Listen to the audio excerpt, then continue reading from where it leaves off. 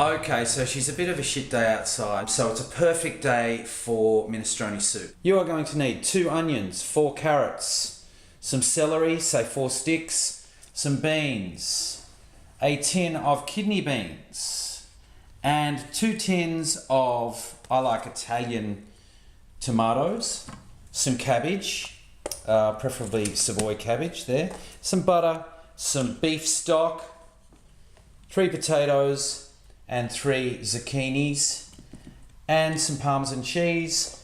It's always good to have some bowls to put the cut vegetables up into.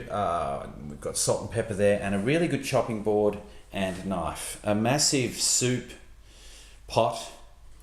So let's get started. Also, I forgot to mention some lovely olive oil. So first thing you have to do is dice up all the vegetables. I've diced up all of my veggies. I've got my onions here, ready to go in, and the rest of the things I've put in containers in the order that they go into. You don't throw them in all at once. So after the onions go the carrots, the celery, the potatoes, then the beans, the zucchini or courgettes, I've peeled them, and then the cabbage. And what I do is I cook them for about, I cook the onions until they sort of wilted, not browned. And then I add the carrots, cook them for 2 to 3 minutes, and the same thing with all the other stuff until they're all kind of, they've all had about 2 or 3 minutes each. Okay. So I got this recipe from my favourite cookbook by Marcella Hazan, and it's Essentials of Italian Cooking. And one of the things she mentions in there is that you can actually do this process at the beginning of cooking all the veggies, sort of one after the other.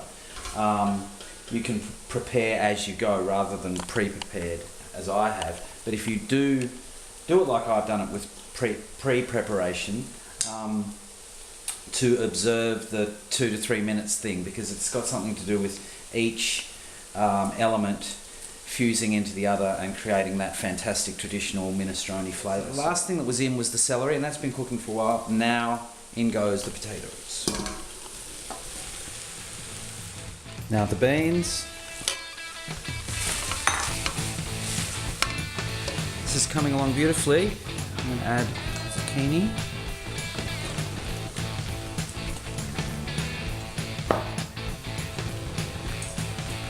And stir that through and let that cook for a few minutes. I suppose that the cooking process this way has a bit to do with the density of each vegetable as well, because the zucchini is quite delicate, so that's going to go in later. If you put that in first, it will break down. So I'm just guessing on that. I'm definitely not a chef at all or an authority on these things, but I've made this soup a few times, and I've got to tell you, the outcome is sensational. Okay, now in goes the cabbage. Finally. All of the veggies are in now. The cabbage has been cooking for about 5 minutes. I forgot to mention that before. So you cook the cabbage for about 5 minutes in there. Give it a bit of a stir, and then add the tin tomatoes and about 1.5 to 2 litres of good beef stock. So now you're going to bring that to the boil and just let it simmer away for about 2.5 hours. If it starts to sort of dry out, just put in more stock. But minestrone is supposed to be thick. It's supposed to be thick soup, not a thin soup. So it will get thick. Now add salt now to taste, and I like to throw in a couple of bay leaves and maybe even some little Italian herbs for that Italian-y flavour. But don't go too crazy with the herbs, because it's just the natural taste of the vegetables is what makes this minestrone great. That's now simmering along beautifully.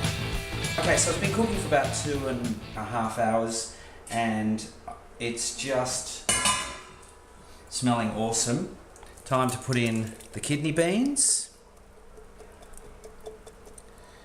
and stir them through. Just cook that for another 20 minutes, and then it's ready to serve. Right, well, it's all done, and here it is. minestrone soup on a Melbourne winter night.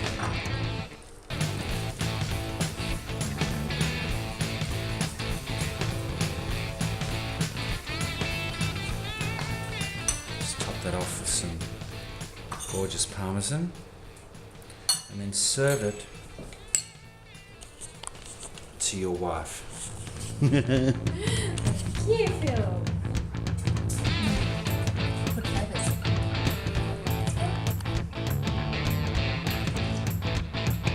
Oh yeah,